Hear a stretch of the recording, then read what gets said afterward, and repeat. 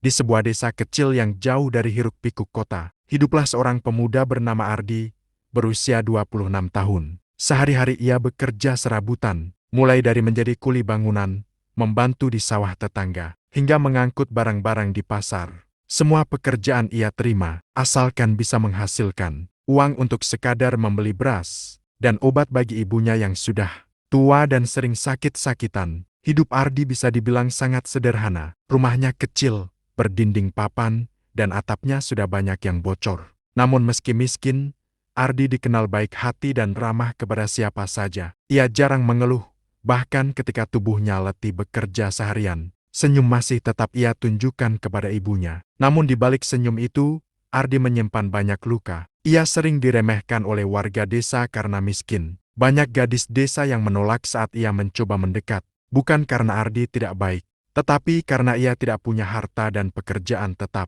Baginya, cinta terasa mustahil, karena yang ia miliki hanya tenaga dan ketulusan. Setiap malam, sebelum tidur, Ardi sering menatap langit-langit rumah yang reyot sambil berdoa. Ia tidak meminta kekayaan, hanya meminta kesehatan untuk ibunya, dan kesempatan agar suatu saat ia bisa membuat hidupnya lebih berarti. Ardi tidak pernah menyangka bahwa doanya akan dijawab dengan cara yang tak pernah ia bayangkan. Sebuah pertemuan tak terduga yang kelak akan mengubah jalan hidupnya selamanya. Sore itu, Ardi baru saja pulang dari bekerja membantu memikul hasil panen seorang tetangga. Tubuhnya lelah, keringat membasahi kaos lusuhnya, dan perutnya keroncongan karena seharian hanya sempat makan sepotong singkong. Ia berjalan melewati jalan setapak yang sepi, dipenuhi pepohonan dan rerumputan liar. Namun tiba-tiba langkahnya terhenti. Dari kejauhan, ia melihat seseorang tergeletak di tepi jalan. Ardi segera berlari mendekat, dan alangkah terkejutnya ia ketika mendapati seorang wanita muda, berwajah cantik terbaring lemah. Napasnya tersengal-sengal. Pakaian wanita itu terlihat mewah,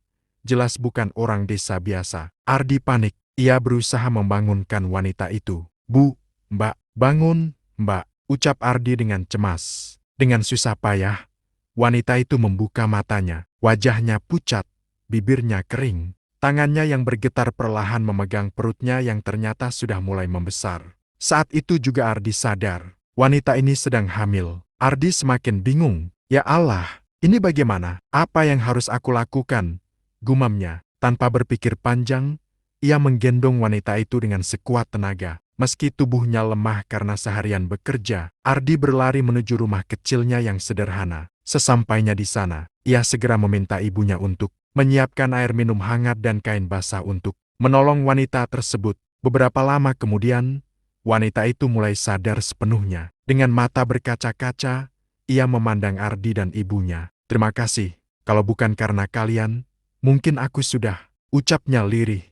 Suaranya hampir hilang. Ardi hanya bisa tersenyum, meski dalam hatinya penuh tanda tanya. Siapa wanita ini? Mengapa ia bisa sendirian di jalan sepi dalam kondisi hamil seperti itu? Ardi tidak tahu bahwa pertemuannya dengan wanita asing ini akan menyeretnya ke dalam cerita panjang penuh ujian, air mata, dan takdir yang tak pernah ia bayangkan sebelumnya. Malam itu, setelah cukup pulih, wanita itu akhirnya mulai berbicara. Ardi duduk di kursi reyot di dekat ranjang, sementara ibunya menyiapkan bubur hangat. Suasana hening, hanya terdengar suara jangkrik dari luar rumah. Dengan suara lirih, wanita itu memperkenalkan diri. Namanya Nadia, ia berasal dari kota, putri seorang keluarga terpandang. Namun siapa sangka, di balik wajah cantik dan penampilannya yang anggun, tersimpan kisah pilu yang membuat Ardi terdiam lama. Nadia bercerita bahwa ia dulu sangat mencintai seorang pria yang menjanjikan pernikahan. Hubungan mereka begitu dekat,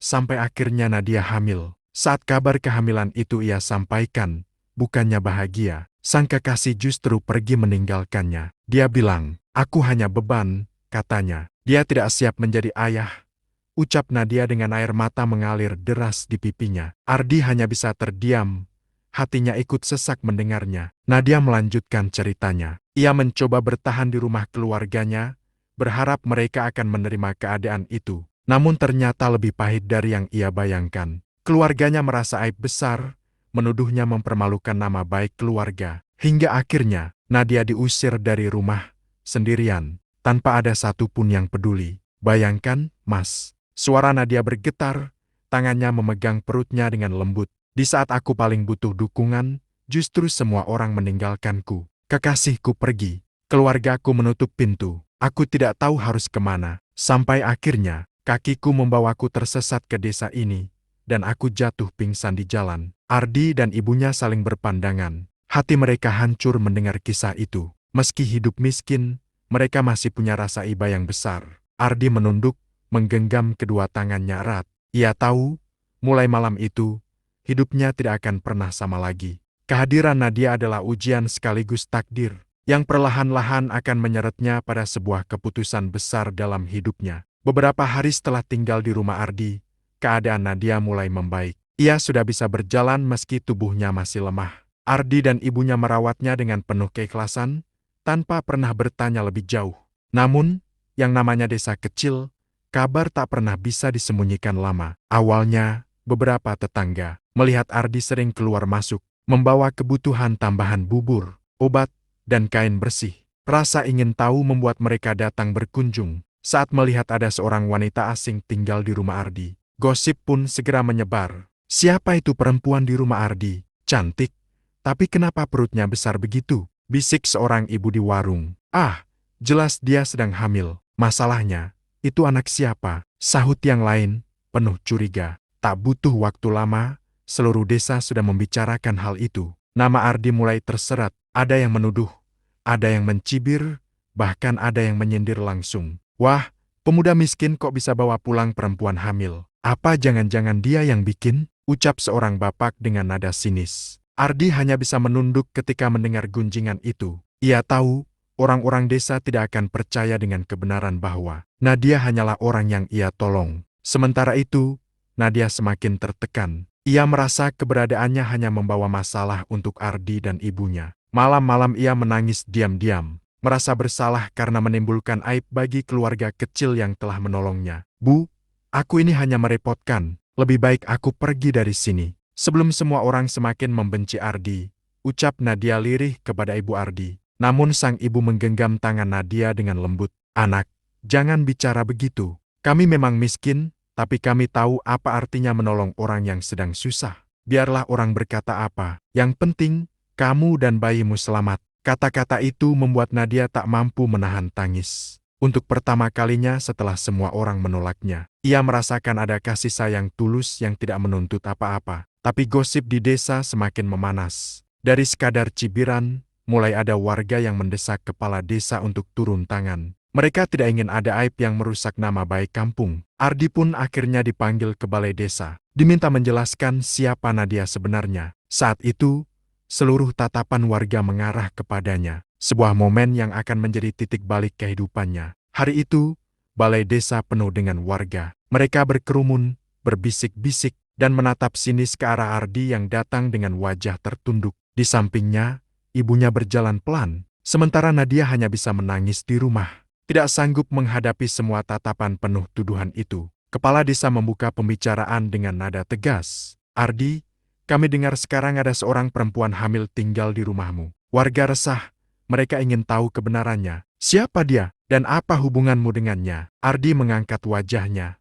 Matanya bergetar menahan emosi. Ia ingin sekali menjelaskan apa adanya, bahwa ia hanya menolong wanita yang tak berdaya di jalan. Namun setiap kali ia bicara, suara-suara sumbang dari warga memotong. Ah, mana mungkin orang hamil begitu ditolong secara kebetulan. Pasti Ardi yang bikin malu. Miskin, tak punya kerjaan tetap, masih juga berani main-main dengan perempuan kota. Kalau bukan anaknya, kenapa dia mau repot-repot merawat?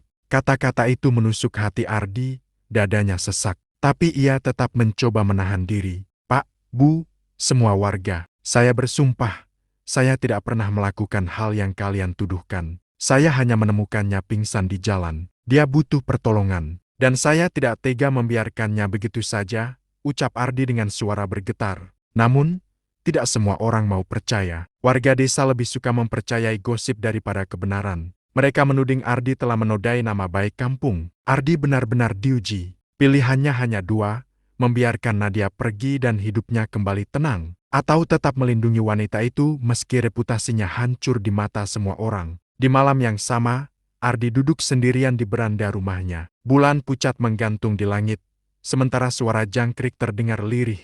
Hatinya kacau, ibunya duduk di sampingnya, menepuk bahunya pelan. Ardi, kalau kamu ingin mundur, ibu bisa mengerti. Kamu masih muda, hidupmu masih panjang. Jangan sampai ikut menanggung beban yang bukan salahmu. Ardi menoleh pada ibunya, matanya berkaca-kaca. Bu, sejak kecil ibu mengajarkan aku untuk selalu menolong orang yang membutuhkan, meski kita sendiri miskin. Kalau sekarang aku menyerah, apa arti semua itu? Biarlah orang menghina. Bu, aku hanya ingin menolongnya sampai dia kuat lagi. Ibu Ardi terdiam, lalu menitikkan air mata bangga. Dalam keheningan malam itu, Ardi tidak menyadari bahwa keputusannya bertahan akan menyeretnya ke dalam ujian yang lebih besar, ujian yang akan mengubah nasibnya selamanya. Kabar tentang Nadia semakin heboh di desa. Gosip tak hanya berhenti pada cibiran, tapi sudah berubah menjadi tekanan nyata. Keluarga besar Nadia di kota akhirnya mendengar berita bahwa putri mereka tinggal di rumah seorang pemuda miskin. Suatu sore, dua orang kerabat Nadia datang dengan wajah masam. Mereka langsung menegur Ardi di depan rumahnya. Jadi ini ya, perempuan itu kau tampung di rumahmu? Ardi, apa kau tahu betapa besar aib yang sudah dia buat? Sekarang keluarga besar kami dipermalukan karena perbuatannya. Ardi hanya bisa menunduk. Ia ingin menjelaskan, tapi kerabat Nadia tidak mau mendengar. Bagi mereka, satu-satunya cara menutup aib adalah dengan menikahkan Nadia secepat mungkin. Dan pilihan mereka jatuh pada Ardi. Dengar, Ardi, kau yang menampungnya, kau yang merawatnya, maka sekarang, kau juga yang harus bertanggung jawab. Kau harus menikahinya. Itu saja cara untuk menutup mulut orang-orang, ujar salah satu kerabat dengan nada keras. Ardi terdiam, dadanya bergemuruh. Ia memandang Nadia yang ikut menitikkan air mata di sudut ruangan. Wanita itu hanya bisa menunduk, merasa bersalah karena semua masalah ini akhirnya membebani Ardi. Itu bukan anak saya, Pak, jawab Ardi terbata. Kami tahu, sahut kerabatnya dengan kasar. Tapi orang-orang tidak peduli siapa bapaknya. Yang mereka peduli hanya menutup malu. Dan kaulah yang sekarang harus menanggungnya. Ardi merasa terjepit. Di satu sisi, ia ingin membela diri. Tapi di sisi lain, ia tak tega melihat Nadia yang semakin terpuruk. Ibunya yang duduk di dekatnya ikut menitikkan air mata. Hati seorang ibu bisa merasakan bahwa anaknya akan memikul beban berat jika menerima pernikahan ini. Malam itu, Ardi merenung sendirian. Di beranda rumah yang sunyi, ia memandang bintang-bintang. Hatinya kacau, ia masih muda, belum pernah berpikir soal pernikahan, apalagi dengan wanita yang tengah mengandung anak orang lain. Namun ia juga tahu, jika ia menolak, maka hidup Nadia akan semakin hancur. Wanita itu bisa diusir lagi, bahkan mungkin tidak punya tempat untuk melahirkan. Ya Allah, Ardi berbisik lirih, jika ini takdirku, kuatkanlah aku. Hari-hari berikutnya berjalan cepat. Tanpa pesta, tanpa kemeriahan, hanya akad sederhana di depan saksi desa. Dengan wajah sendu, Ardi resmi menjadi suami Nadia. Pernikahan itu bukan berlandaskan cinta, melainkan karena terpaksa demi menutup aib yang mencoreng nama keluarga. Di saat orang lain menikah dengan penuh bahagia, Ardi menikah dengan hati yang penuh beban. Namun ia tidak tahu, justru dari pernikahan inilah takdir indah perlahan-lahan akan terukir.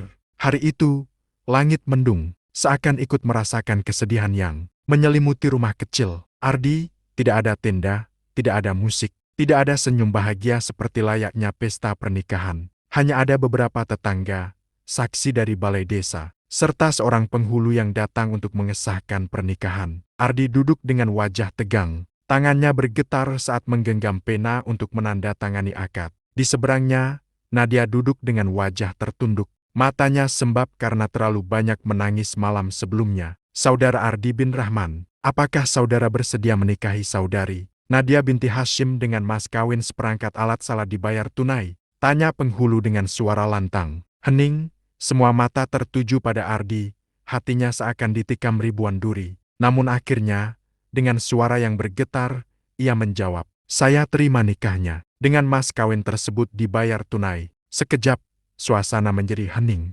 Beberapa tetangga berbisik-bisik, sebagian menatap sinis, sebagian lainnya merasa iba. Tidak ada tepuk tangan, tidak ada senyum bahagia. Yang terdengar hanyalah isak tangis lirih dari Nadia. Di dalam hati Ardi, ada rasa getir yang sulit dijelaskan. Ia tahu, pernikahan ini bukan karena cinta, melainkan paksaan keadaan. Namun ia juga tahu, ia sudah memilih jalan yang akan mengubah seluruh hidupnya. Setelah akad selesai, semua orang bubar begitu saja. Tidak ada hidangan mewah.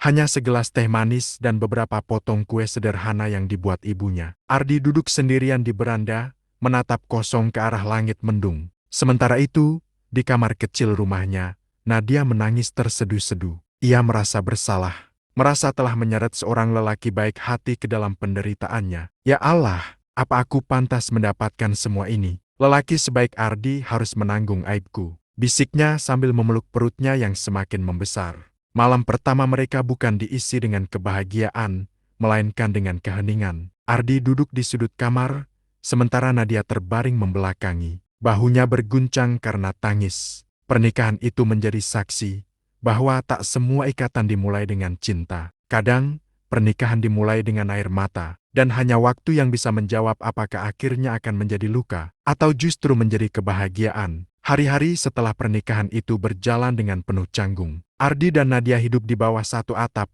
tapi jarang berbicara. Keduanya lebih sering diam, terjebak dalam perasaan masing-masing. Ardi sibuk bekerja serabutan untuk menafkahi, sementara Nadia hanya tinggal di rumah, menunggu waktu persalinan. Namun seiring waktu, perlahan ada hal-hal kecil yang membuat jarak itu semakin berkurang. Ardi yang biasanya pulang dengan tubuh letih, diam-diam merasa hangat ketika melihat Nadia menyiapkan air hangat untuknya. Meski sederhana, perhatian kecil itu menumbuhkan rasa yang tak bisa ia pungkiri. Di sisi lain, Nadia mulai menyadari ketulusan Ardi.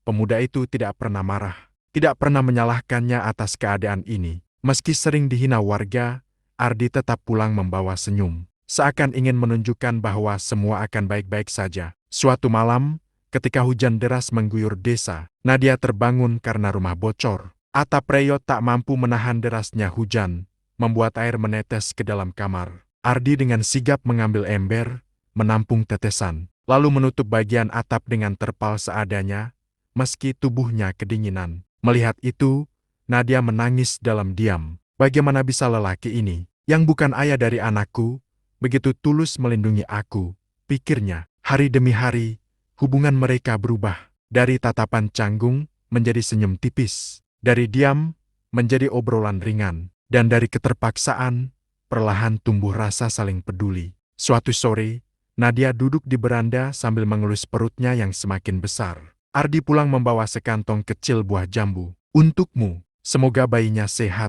ucap Ardi dengan senyum sederhana. Nadia menatapnya, matanya berkaca-kaca. Saat itu, hatinya bergetar. Ia mulai menyadari, mungkin inilah lelaki yang sebenarnya dikirim Tuhan untuknya. Bukan lelaki yang meninggalkannya, melainkan lelaki sederhana yang mau menemaninya di saat semua orang menjauh. Malam itu, untuk pertama kalinya sejak pernikahan, Nadia berdoa bukan dengan air mata penyesalan, melainkan dengan rasa syukur. Waktu terus berjalan, perut Nadia semakin besar, tanda persalinan sudah dekat. Ardi semakin giat bekerja, meski tubuhnya sering letih. Ia tidak ingin istrinya kekurangan apapun. Setiap kali melihat Nadia tersenyum, ada semangat baru dalam dirinya, seolah semua lelah terbayar lunas. Hingga pada suatu malam yang sunyi, jeritan tiba-tiba terdengar dari kamar. Ardi, sakit, Ardi, teriak Nadia sambil memegang perutnya. Panik, Ardi segera berlari memanggil bidan desa. Dengan bantuan beberapa tetangga, Nadia dibawa ke rumah bidan. Proses persalinan berlangsung sulit, peluh bercucuran di wajah Nadia.